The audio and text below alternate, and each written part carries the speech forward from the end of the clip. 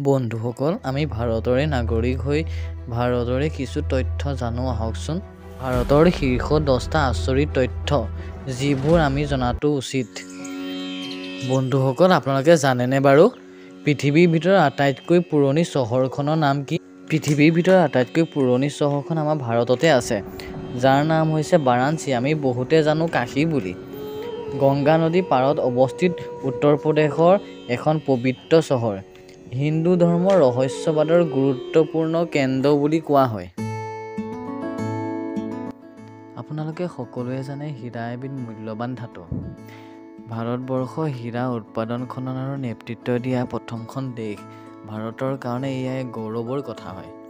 প্ৰথম হীৰা খনন ক'ত কৰা হৈছিল গম পায়নে বাৰু? কৃষ্ণনগৰ, বদ্দিপুৰ। আপুনি জানেনে বাৰু পৃথিৱীৰ ভিতৰতে সকলোতকৈ অধিক নিৰামিষভোজীৰ বাসস্থান আছে আমাৰ ভাৰততে। ভাৰতত জৈন আৰু বৌদ্ধ ধৰ্মৰ লোকসকলে মাংস খোৱাৰ পৰা বিৰত থাকে। তাৰে কিছু পৰিমাণে খাই যদিও নাজানো বাৰু। বিশ্বৰ ভিতৰত সকলোতকৈ ধনী ব্যক্তি থকা দেশৰ ভিতৰত তৃতীয় স্থানত আছে ভাৰত। প্ৰথম স্থানত আমেৰিকা, দ্বিতীয় স্থানত চাইনা আৰু তৃতীয় স্থানত ভাৰত। ভাৰতত 140 জনতকৈ অধিক কোটিপতি লোক আছে। মাছ মাংসত মছলা নিদিলে খাই ভাল নালাগে। আপোনালোকে জানেনে বাৰু মছলা উৎপাদনৰ ক্ষেত্ৰত ভাৰত বিশ্বৰ ভিতৰত 1 নম্বৰ দেশ।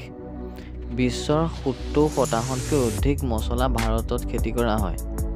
ইয়াৰ লগতে এটা কথা কওঁ, বিশ্বৰ ভিতৰত আটাইতকৈ বেছি মছলা গ্ৰাহক আমাৰ ভাৰততে আছে। আমি জানিবলগীয়া এটা গুৰুত্বপূৰ্ণ কথা, আমাৰ ভাৰতত সকলোতকৈ ডাঙৰ ধৰ্মটোৱে হৈছে হিন্দু ধৰ্ম। মন কৰিবলগীয়া কথা হ'ল, যি হিন্দু ধৰ্ম চলি আছে সেই হিন্দু ধৰ্মৰ বিশ্বৰ ভিতৰত আটাইতকৈ পুৰণি ধৰ্ম।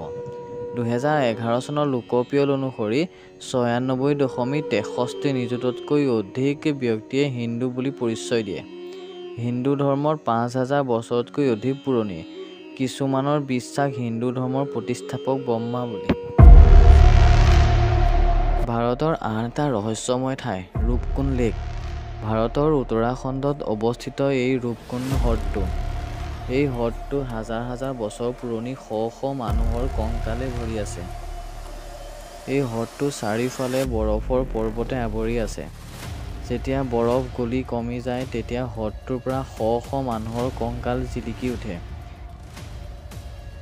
বহুতে নাজানে মেগনেটিক হিলৰ বিষয়ে। যেতিয়া আমি পাহাৰীয়া ৰাস্তাৰে গাড়ী বা বাইক লৈ তললৈ নামি আহোঁ, তেতিয়া গাড়ীখন ষ্টাৰ্ট বন্ধ কৰি দিলেও লাহে লাহে তললৈ গাড়ীখন আহি থাকে। কিন্তু লাডাখৰ লেহ চহৰৰ পৰা প্ৰায় 30 কিলোমিটাৰ দূৰত আছে মেগনেটিক হিল। লেহ কাৰ্গিলৰ ঘাইপথৰ এটা অংশ।